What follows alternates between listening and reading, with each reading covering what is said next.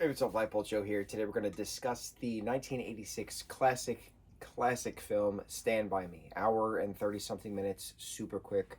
Rob Reiner directed it. It's based on Stephen King's novella called The Body.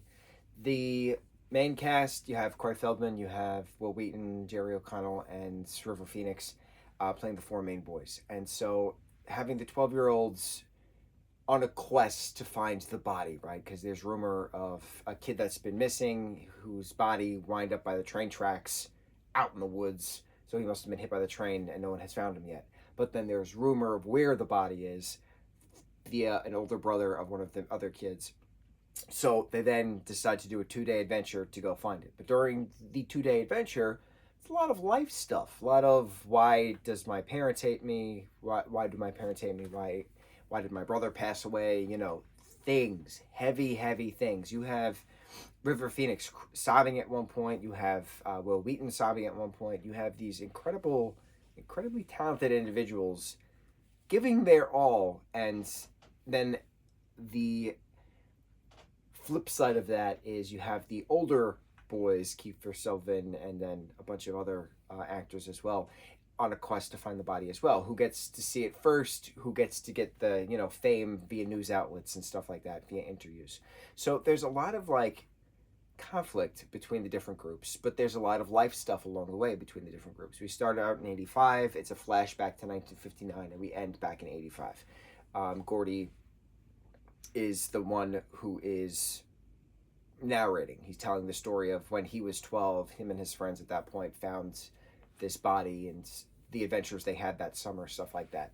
So it's also interesting that the story itself takes place in Maine, but as well as Stephen King stories and films do, but this particular project was changed from Maine to Oregon, reasons unknown. I know that something with Rob Reiner showed Stephen King a screening of it, and he was left shaken and had to leave the room and came back, and he said something like that was the best version of his stories that he's ever seen at that time. That was 86. So there's been a bunch of Stephen King versions of his books since then. So I'm curious if that still holds true. But this is one of the most fan-favorited Stephen King projects in regards to film, and it's a classic 86 film. It's a classic 80s film. Corey Feldman, of course, was one of the younger talents who dominated all films in the 80s. We're actually going to watch Goonies next, specifically because of Corey Feldman.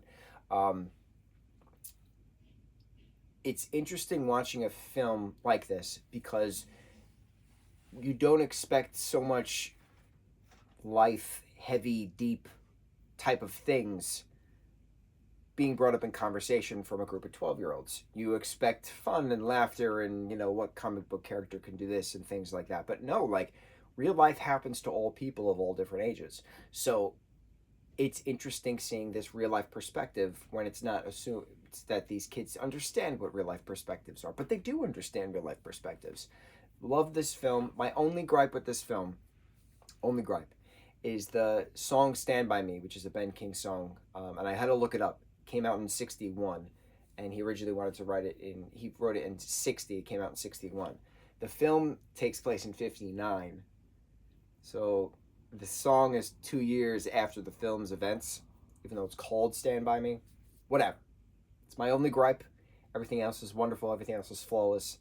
Stand By Me, 1986 cult classic film. On to the next review. Mahalo.